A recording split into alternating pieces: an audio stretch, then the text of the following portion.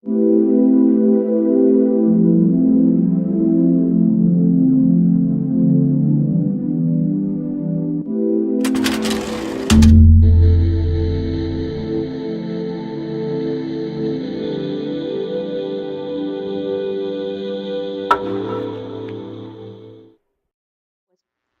días, vamos a comenzar con el tema que vamos a tratar el día de hoy.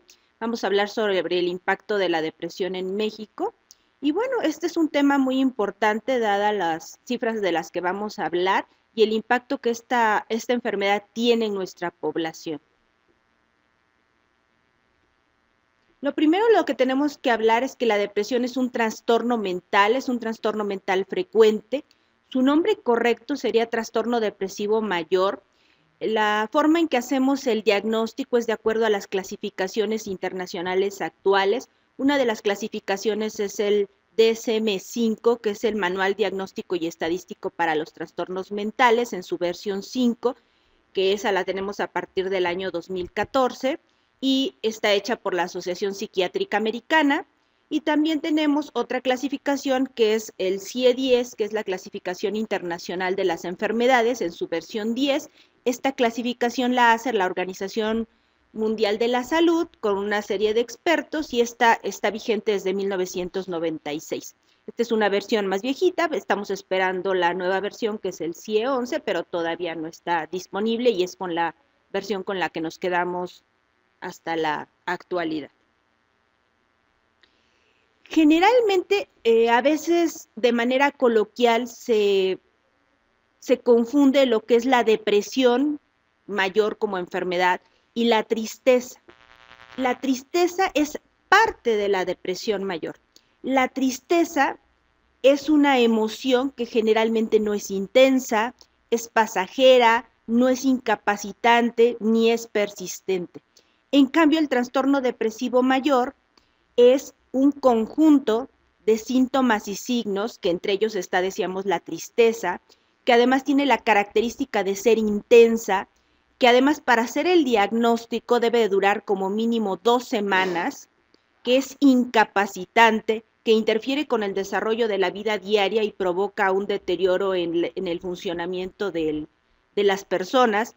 Y además decíamos que al ser un conjunto de síntomas y signos tiene síntomas agregados que son como por ejemplo alteraciones del sueño, alteraciones del apetito, alteraciones cognitivas como puede ser ideas de culpa, ideas de muerte, intentos suicidas, y todo esto hace que la depresión sea más allá que solamente tristeza. Y entonces esto hay que tenerlo muy claro a la hora de hablar de la depresión mayor. Estas diferencias. Entonces, los síntomas del trastorno depresivo mayor podemos dividirlos de diferentes formas. Tenemos síntomas, por ejemplo, emocionales, síntomas físicos y síntomas asociados. Tenemos, por ejemplo, los síntomas que son síntomas emocionales de la depresión. Tenemos, por ejemplo, sentimientos de culpa, tristeza, falta de interés, pensamientos suicidas. Y dentro de los síntomas físicos podemos tener, por ejemplo, dolor, podemos tener también falta de energía, cambios en el sueño, disminución de la concentración, cambios en el apetito, cambios en las habilidades motoras. Y dentro de los síntomas asociados podemos tener ansiedad, pensamientos obsesivos, preocupación excesiva por la salud física, irritabilidad. Entonces vemos que el trastorno depresivo mayor va más allá de la tristeza solamente, sino que es un conjunto de síntomas y signos que es bastante amplio y que sí puede tener un impacto en la vida del paciente, y eso lo vamos a ver un poquito más adelante. Si nosotros dividimos los síntomas, decíamos, en síntomas cognitivos, emocionales, físicos y conductuales, tenemos, por ejemplo, dentro de los síntomas cognitivos de la depresión, tenemos, por ejemplo, pérdida de la memoria, incapacidad para concentrarse, juicio pobre, la capacidad de ver solamente lo negativo. Estos pacientes generalmente es como si vieran las cosas desde una perspectiva muy negra o como si vieran las cosas desde una tela negra y entonces vieran solamente lo oscuro, lo negativo, lo catastrófico. Además, también tienen pensamientos ansiosos, tienden a ser pensamientos apresurados y están constantemente preocupados. Dentro de los síntomas emocionales podemos notar también cambios de humor frecuentes, irritabilidad, agitación, incapacidad para relajarse, sensación de sentirse abrumado, sensación de soledad, aislamiento, sensación de infelicidad general.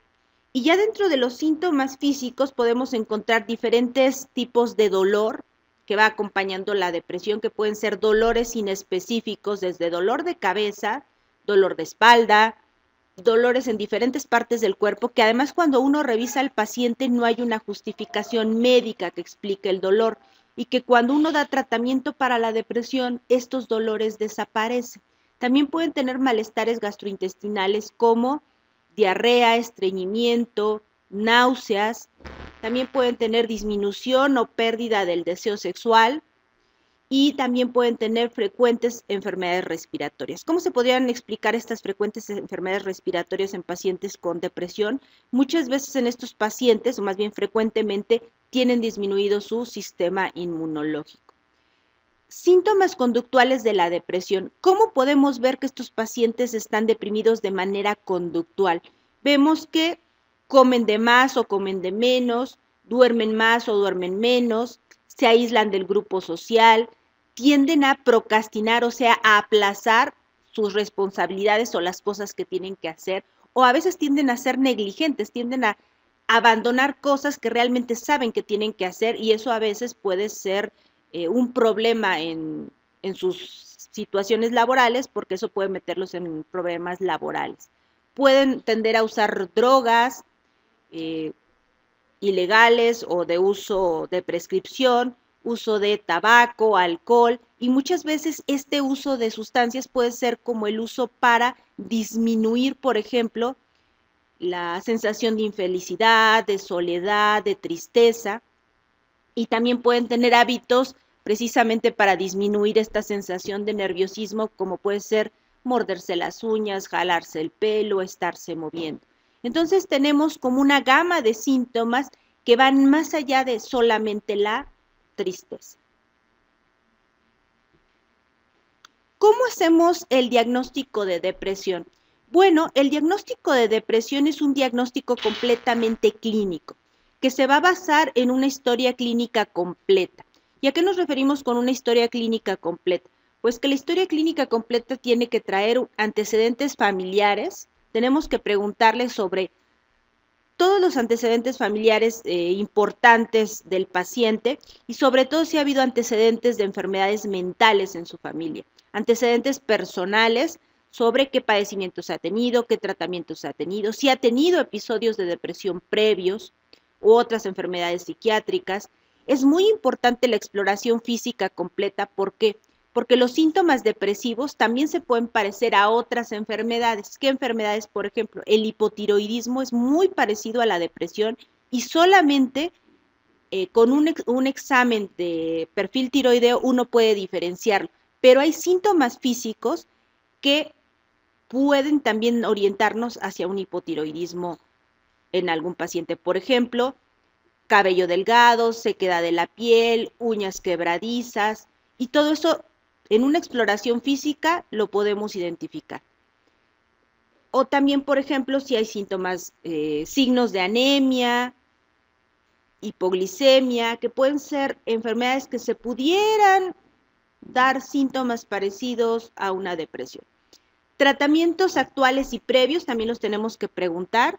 ¿Por qué? Porque hay algunos medicamentos que si se toman de manera crónica nos pueden dar síntomas depresivos a largo plazo, como cuáles, por ejemplo, antihipertensivos que se toman durante mucho tiempo, como por ejemplo el propanolol, y entonces puede ser que nos estén dando falsos positivos, y entonces no quiere decir que les vamos a quitar el medicamento a esos pacientes, pero lo tenemos que considerar a la hora de hacer el diagnóstico. Algunos medicamentos anticancerígenos también pueden dar estos síntomas depresivos y tenemos que valorarlo a la hora de hacer el diagnóstico. También, a la hora de que ya hicimos el interrogatorio, a la hora de que ya valoramos la exploración física, qué estudios de laboratorio vamos a pedir para descartar alguna patología médica y que realmente nos diga que esto se deba a una depresión mayor. Para decir que tiene depresión mayor, tenemos que descartar cualquier causa médica que nos esté provocando estos síntomas depresivos. Y ya teniendo esta historia clínica completa, nos vamos a los criterios diagnósticos. Tenemos, por ejemplo, los criterios diagnósticos del DSM-5. El DSM-5 es el Manual Diagnóstico y Estadístico para los Trastornos Mentales en su versión 5. El criterio A nos dice que el paciente debe de tener 5 o más de los siguientes síntomas y que estos se han presentado por lo menos en un periodo de 2 semanas y que además representan un cambio del funcionamiento previo en al menos uno de los síntomas. Generalmente en los niños vamos a ver que los síntomas que vamos a ver no tanto es tristeza, sino generalmente es ánimo irritable. De estos 5 síntomas que deben de estar presentes en el primer criterio, por lo menos debe de haber 2 síntomas indispensables, que debe ser tristeza y pérdida de interés. Esos deben de estar por lo menos uno de los 2 de estos 5 síntomas en el criterio A. Y de los siguientes que les voy a mencionar, deben de haber por lo menos 4, que son, por ejemplo, cambios de peso o de apetito. Puede ser que haya disminución o aumento de apetito o aumento o pérdida de peso. También dentro de otras características puede haber alteraciones del sueño, que puede ser insomnio o hipersomnia. También podemos tener alteraciones psicomotoras, como puede ser agitación psicomotriz o enlentecimiento psicomotriz. Otro de los síntomas puede ser fatiga o falta de energía. Otra de las características puede ser culpa o también pensamientos de baja autoestima o minusvalía. Otra de las características puede ser indecisión y alteraciones de la concentración.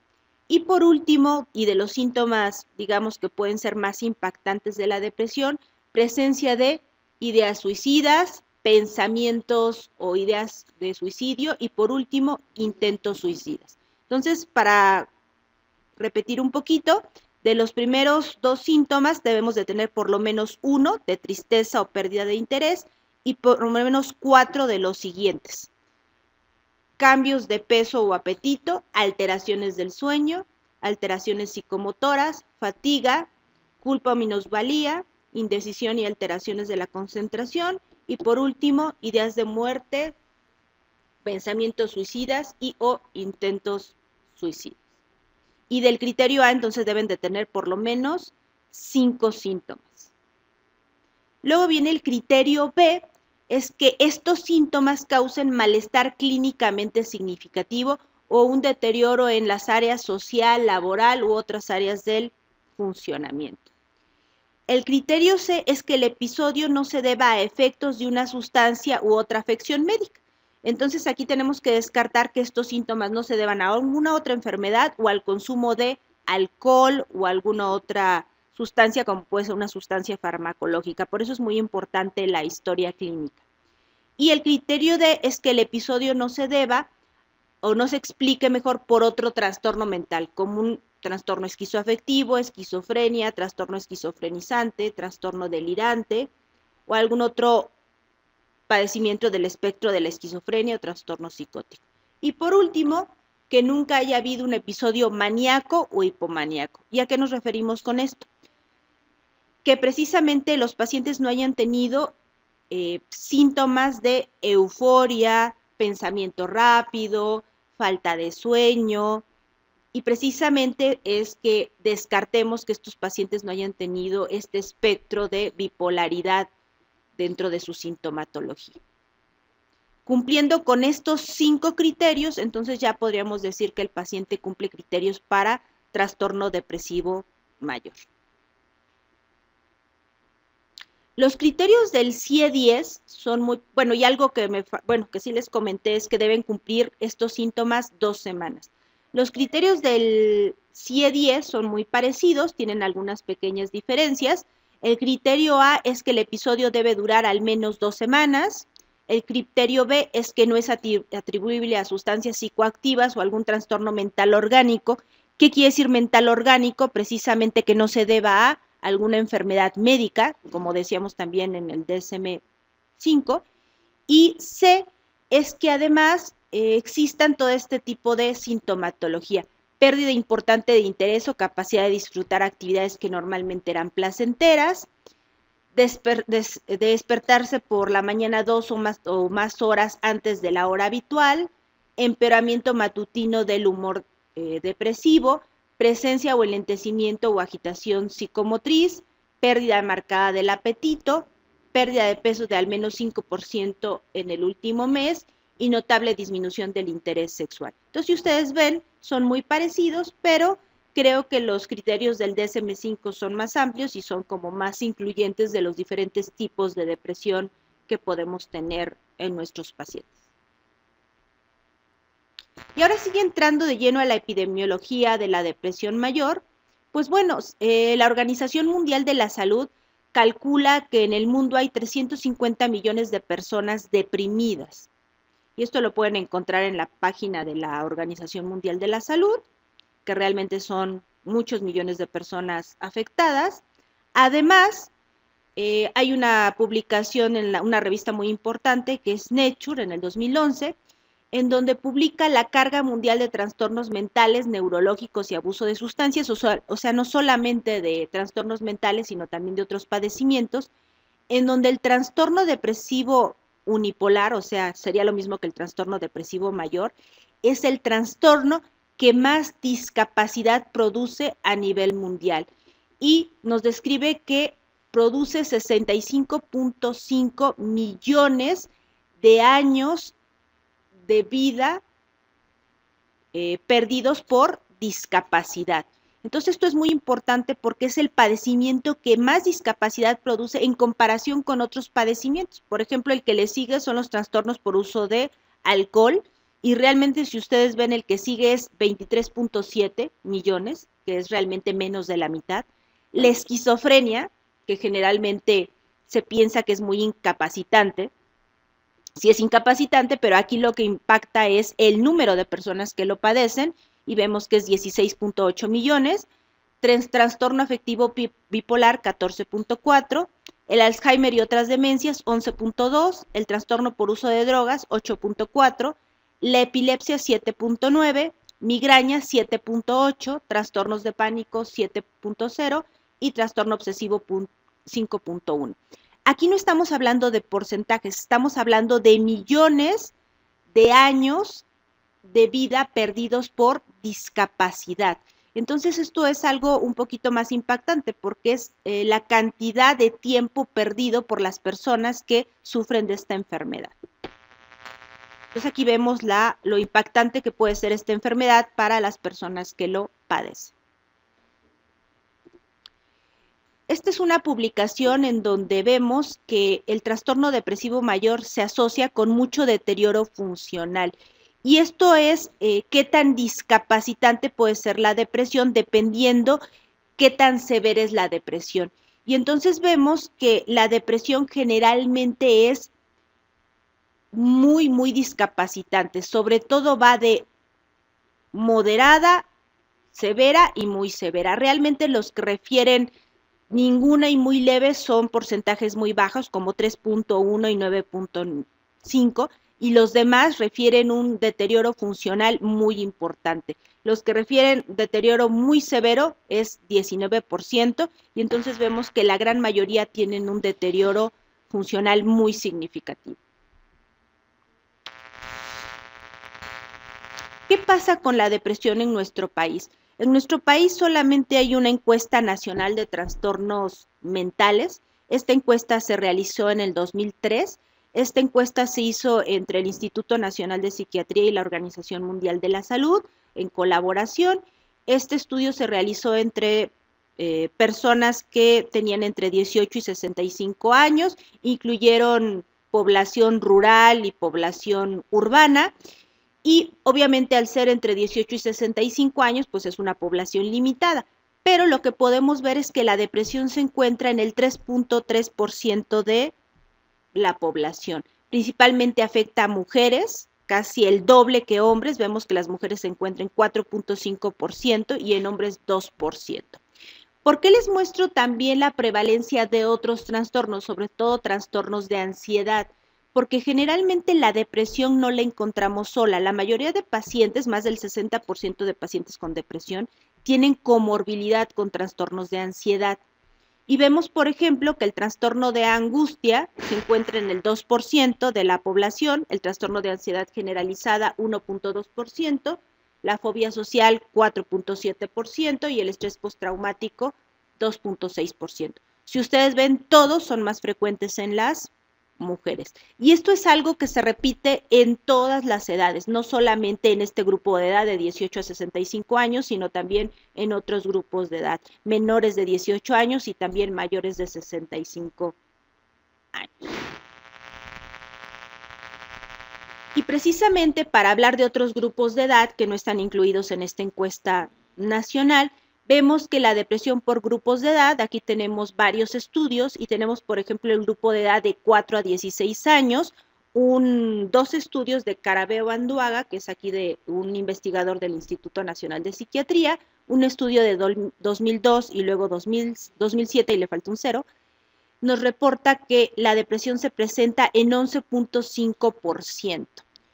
Y otro estudio de Corina Benjet de 2009, solamente en el sexo femenino se reporta que la depresión se encuentra en el 7.6% en un grupo de edad de 12 a 17 años de edad.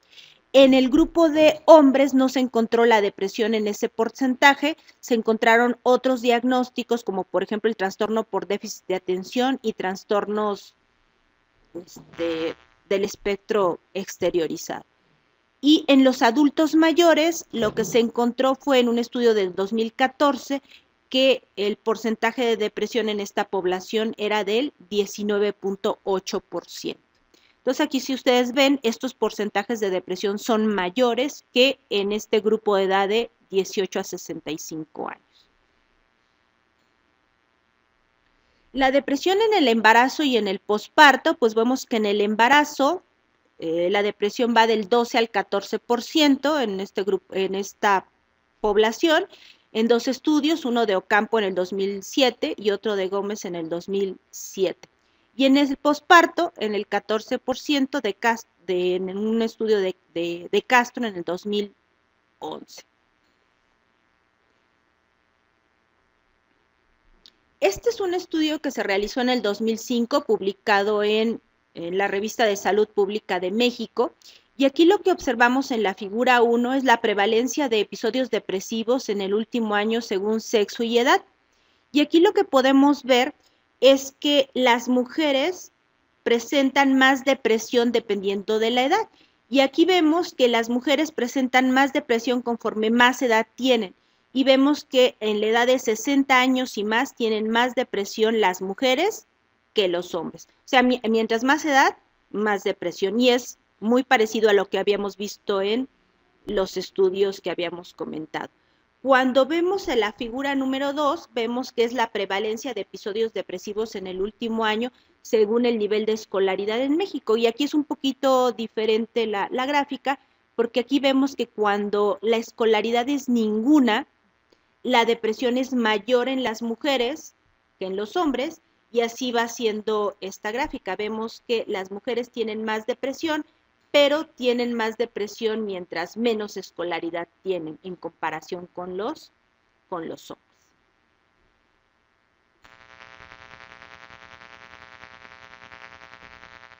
Yo les comentaba que la depresión rara vez la encontramos de manera pura. Es muy raro tener pacientes solo con depresión mayor, aunque los hay, pero alrededor del 60% decíamos tienen comorbilidad con trastornos de ansiedad. Este estudio nos muestra que pacientes con depresión, por ejemplo, tienen, en este caso, pacientes con depresión tienen 55% tienen trastorno de ansiedad generalizada, el 33% tiene trastornos de pánico, el 15.7% tiene distimia, que es una depresión crónica, pero más leve que la depresión mayor, y 6.6% tiene trastorno por somatización. Entonces, esto es algo que nos ejemplifica que realmente la depresión mayor pues no se presenta de manera única, sino generalmente en comorbilidad. Otra de las cosas que nos habla de la discapacidad que produce la depresión son los días perdidos, los días laborales perdidos por diagnóstico. Esta es otra publicación derivada de la Encuesta Nacional de Trastornos Mentales. Esto fue publicado en el 2007, pero con los mismos personas que colaboraron en la encuesta nacional. Y lo que vemos es que los pacientes con depresión perdieron alrededor de 25 días en el último año con el diagnóstico de depresión. Vemos que, por ejemplo, los pacientes con trastorno de pánico perdieron alrededor de 20 días y los pacientes, por ejemplo, con trastorno de estrés postraumático perdieron alrededor de 15 días y los pacientes con agorafobia sin historia de pánico perdieron alrededor de 17 días aproximadamente. Esto es importante porque decíamos que los pacientes con depresión generalmente no se encuentran como diagnóstico único y entonces vemos que si los pacientes con depresión perdieron 20 días, pues generalmente vamos a tener una combinación de estos diagnósticos y probablemente tengan una mayor pérdida de días laborales por estos motivos y por estos diagnósticos. Pero habría que realmente preguntarlo y hacer una investigación al respecto. Bueno, algo que es importante hablar es del suicidio relacionado con la depresión y precisamente hay factores psiquiátricos relacionados con el suicidio. Decíamos que uno de los síntomas relacionados o síntomas incluidos en la depresión es el suicidio, los pensamientos suicidas. Y bueno, factores psiquiátricos relacionados con el suicidio, se ha visto que los sujetos con intento suicidio previo tienen 40 veces más riesgo de morir por suicidio y que el 90% de los sujetos que cometen suicidio tienen un trastorno psiquiátrico severo y que la depresión se encuentra en 50% de los sujetos que consumaron el suicidio. También hay que comentar que la incidencia anual de suicidios es del 1% en pacientes deprimidos y que los pacientes con depresión del 14 al 50% realizaron intentos suicidas. Esto es muy importante porque muchos pacientes que consumaron suicidio tuvieron la mayoría depresión, pero no quiere decir que todos los pacientes que tengan depresión se van a suicidar. Entonces esto es importante. Muchos de los que se suicidaron tuvieron depresión, pero no todos los que tienen depresión se van a suicidar. Entonces sí es un factor importante, pero no es completamente determinante. Pero sí es importante hablar de la epidemiología del suicidio, precisamente por lo determinante que puede ser en la depresión. A nivel mundial, pues más de 800,000 personas mueren por suicidio cada año. Los datos que tenemos más recientes son los datos del INEGI del 2013. En ese año se registraron 5,909 suicidios que representaron el 1% del total de muertes registradas, lo cual lo colocó como la 14ª causa de muerte y se coloca como sería representando una tasa de 5 por cada 100,000 habitantes, la tasa de muerte.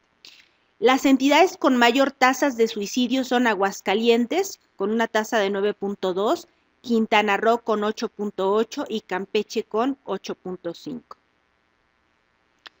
40.8% de los suicidios ocurren en jóvenes de 15 a 29 años. Esto es muy importante porque es una etapa productiva, una etapa donde las personas están estudiando o van a empezar su etapa en donde empiezan a trabajar.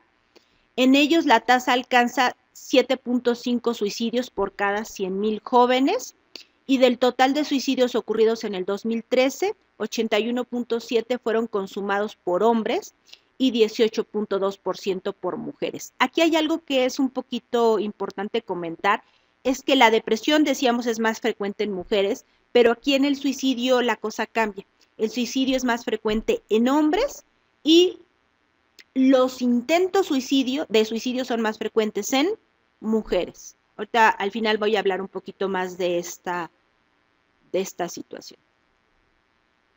El suicidio, el ahorcamiento, el estrangulamiento, la sofocación es el principal método de suicidio, representando el 77.3%. Y el lugar donde ocurre los decesos principalmente es en la vivienda, con 74%. Aquí vemos cómo sí precisamente entre los 15 y 29 años es el grupo de edad más afectado. Vemos que los extremos de la vida no son tan afectados en el suicidio, aunque vemos que en la depresión sí son más afectados estos grupos de edad.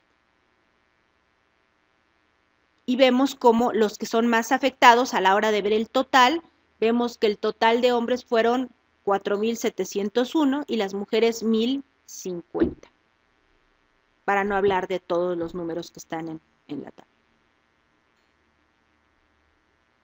Aquí lo que podemos ver es la tasa de suicidios del 2000 al 2013 y vemos cómo es alarmante que ha aumentado las tasas de suicidio del 2000 al 2013 y vemos que han aumentado más en los hombres que en las mujeres. Vemos, por ejemplo, que en las mujeres las tasas de suicidio en el 2001 eran de 1.1 y para el 2013 aumentaron a 1.7, que realmente aumentaron 0.6. Pero en los hombres, en el 2000 fueron de 6 y en el 2013 aumentaron a 8.1, o sea, aumentaron 2. Y esto es importante porque a final de cuentas vemos que sí hay una tendencia a la alta en los últimos 13 años, hablando de estos años, del 2000 al 2013.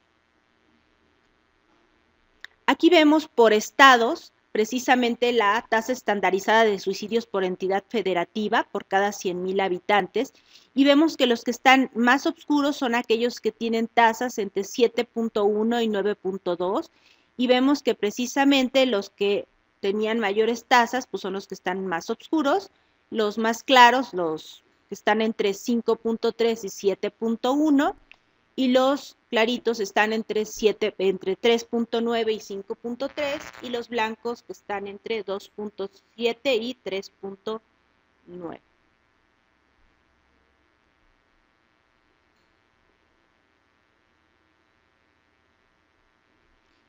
Decíamos que en el grupo de edad donde era más importante la tasa de suicidios era entre los 15 y los 29 años.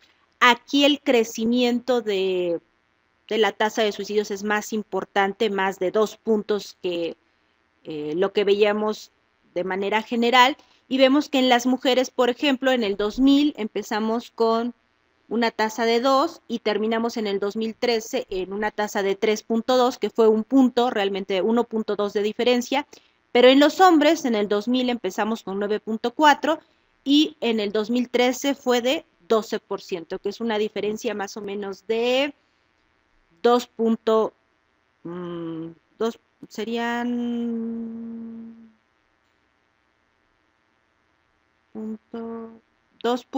2.6 de diferencia. Entonces aquí vemos que la diferencia es un poquito mayor para este grupo de edad. Entonces este grupo de edad es el de riesgo precisamente de suicidio en nuestra población, de 15 a 29 años. Y aquí tenemos por entidad federativa, vemos que los que están en más oscuros tienen tasas de 10 a 13.4, los que siguen son de 8 a 10 aproximadamente, los más claros de 5.4 a 8.1 y el más claro de 4.1 a 5.4.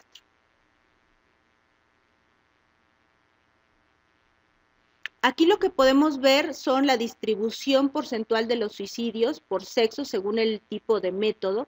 Y aquí lo que vemos es que los hombres generalmente el método que utilizan, el 78.9, utilizan un método para el suicidio de ahorcamiento, estrangulación y sofocación. Las mujeres también en su mayoría utilizan eso, el 69.9% ahorcamiento, estrangulación y sofocación, pero recordemos que el porcentaje de mujeres que se suicidan es mucho menor.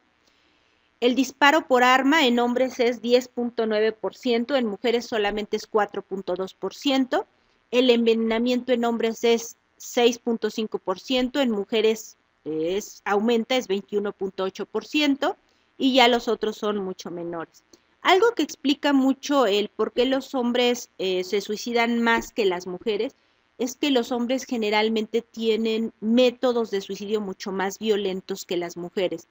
Y las mujeres tienen mucho más intentos suicidas y estos intentos generalmente tienden a ser mucho menos violentos. Tienden a ser, por ejemplo, intentos de envenenamientos, intentos de cortarse las venas y que realmente no llegan a ser suicidios consumados. Entonces no las tenemos realmente en los suicidios consumados, sino que se quedan en los intentos.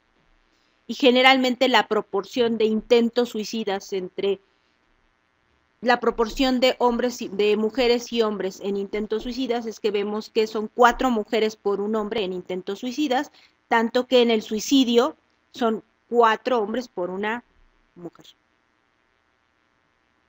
Este es un estudio que se realizó en Tabasco, en población que va a la secundaria de 12 a 16 años. Lo que se hizo fue dividir a la población en hombres y mujeres y además de dividirla en hombres y mujeres, en aquellos que tenían ideación suicida y sin ideación suicida. Y lo que se observó es que en esta población los que tenían ideación suicida tenían mayores síntomas depresivos, mayor consumo de sustancias, sobre todo, por ejemplo, marihuana, inhalantes, cocaína, tabaco, alcohol y sobre todo en donde era más importantes las diferencias significativas era en los hombres. Y entonces esto es importante porque aquí vemos que el consumo de sustancias y los síntomas depresivos pues, son determinantes para la ideación suicida y sobre todo para población joven. Para este estudio se creó un modelo de regresión logística y lo que encontraron es que el consumo de una o más drogas ilegales asociados con depresión, pues generalmente predicen la ideación suicida en el 44%, que generalmente es una cifra importante, lo cual nos quiere decir que estas personas pueden estar en riesgo. Aquellas personas que tienen síntomas depresivos, reportan impulsividad y además consumen drogas ilegales.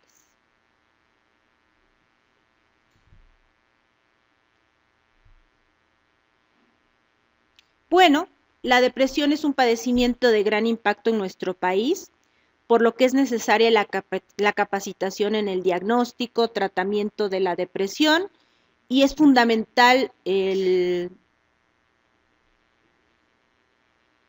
diagnóstico y tratamiento de este padecimiento en el primer nivel de atención. ¿Y por qué en el primer nivel de atención? Porque van a ser aquellos pacientes que van a ir a ese nivel y ahí es donde tenemos que detectarlos precisamente para que no lleguen a los siguientes niveles con graves complicaciones, comorbilidades, que no lleguen ya con consumo de sustancias, sino que los captemos en el inicio del padecimiento. Gracias. Ok, muchísimas gracias.